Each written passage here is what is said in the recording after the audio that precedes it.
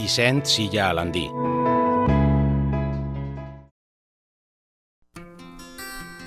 Vicent Silla Alandí és el president del Comitè Territorial de la Casa de la Caritat de Torrent, una institució que du a terme la seva labor social en la ciutat a través de les escoles infantils Santa Llúcia i la municipal Ciutat Jardí, on es dediquen a atendre xiquets de fins a 3 anys en risc d'exclusió social.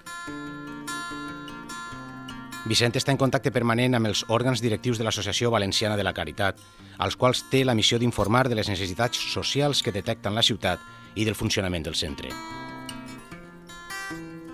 Estos xiquets és una alegria. Conforme es traten així en la Casa Caritat, les xiques que n'hi ha, totes, és un honor per a mi entrar així, veure'ls tots en alegria que les ix de la cara, que pareix que tenen una sonrisa grandíssima.